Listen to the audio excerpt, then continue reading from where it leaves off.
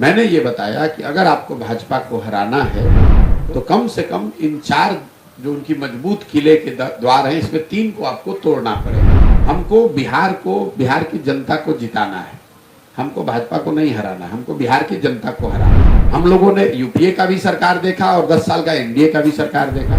बिहार से गरीबी तो नहीं सुधरी।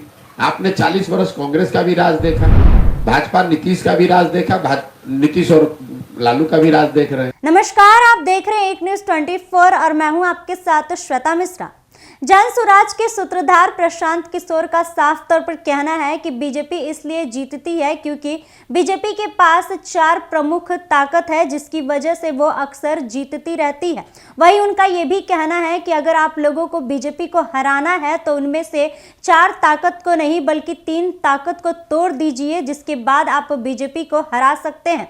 वहीं इस पूरे मामले पर जन स्वराज के सूत्रधार प्रशांत किशोर का क्या कुछ कहना है, आप उनकी बातों को सुनिए। देश के स्तर पर जब लोग पूछते हैं, जो काम मैं पहले करता था कि भाजपा जीतती क्यों है, तो मैं ये आपको बताता हूं कि भाजपा के जीतने के 3 नहीं 4 जो उनकी प्रमुख ताकत है वो है विचारधारा, जिसको हिंदुत्व आप कहते हैं, दूसरा नेशनलिज्म राष्ट्रवाद, तीसरा लाभार्थी और चौथा उनका जो ऑर्गेनाइजेशनल और फिनेंशियल ताकत है।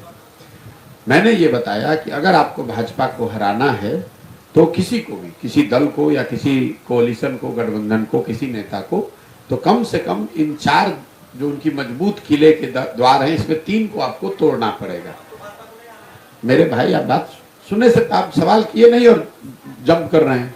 हमको बिहार की जनता को जिताना है, हमको भाजपा को नहीं हराना, हमको बिहार की जनता को हराना है। क्यों?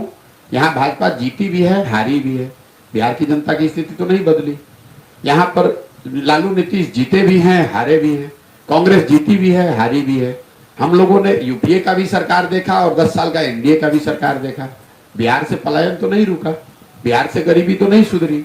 आपने 40 वर्ष कांग्रेस का भी राज देखा, भाजपा नीतीश का भी राज देखा, नीतीश और लालू का भी राज देख रहे हैं। आपकी स्थिति तो नहीं सुधरी।